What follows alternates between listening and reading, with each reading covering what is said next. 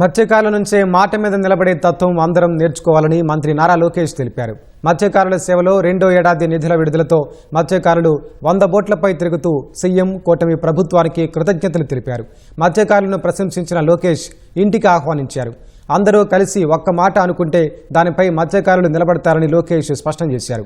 మత్స్యకారులు ఎన్ని కష్టాలు పడినా పిల్లలను బాగా చదివిస్తున్నారని ప్రశంసించారు. పిల్లలకు మంచి ఉద్యోగ అవకాశాలు కల్పించడానికి కంపెనీలు తీసుకొస్తున్నామన్నారు. ఇందులో భాగంగానే జువలదినెలో డిఫెన్స్ కంపెనీకి శంకుస్థాపన చేశామని లోకేష్ తెలిపారు. మత్స్యకారులకు ఏ కష్టం వచ్చినా తామంతా అండగా ఉంటామని లోకేష్ హామీ ఇచ్చారు. పాదయాత్రలో నేను జోలదిండే గ్రామం ఉంది, కావలి నియోజకవర్గం. ముఖ్యమంత్రి గారు అక్కడికి వెళ్తున్నారు. మీ పట్టుదల ఏంటో అక్కడ తెలుసుకున్నా. ఊరంతా ఒక మాట మీద నిలబడి లోకేష్ వస్తున్నాడు పాదయాత్రకి, రోడ్ అంతా శుభ్రం చేసి ముగ్గులేసి ఎవరు మళ్ళీ రోడ్డు మీద నడవకూడదని చెప్పారు. లోకేష్ ముందర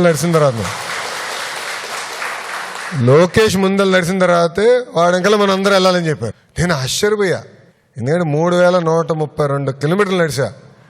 కానీ ఆ రోజు వాళ్ళు చూపించిన ప్రేమ అభిమానం నేను ఎన్నడూ మర్చిపోలేను. మీ పట్టుదల, అందరూ ఒక మాట అనుకుంటే నిలబడతారే, అది మీ దగ్గర నుంచి మేము నేర్చుకోవాల్సిన అవసరం చాలా చాలా ఉంది. పిల్లల్ని బాగా చదివిస్తున్నారు. పిల్లలకి మంచి ఉద్యోగాలు ఉపాధి కల్పించాలి, ఆ లక్ష్యంతోనే మేము పనిచేస్తున్నాం. ఏ సమస్య ఉన్నా అన్నతో మనం ఆడుకుందాం, మనం పరిష్కరించుకుందాం. ఇది మన ప్రభుత్వం, అది మనందరం గుర్తుపెట్టుకోవాలి.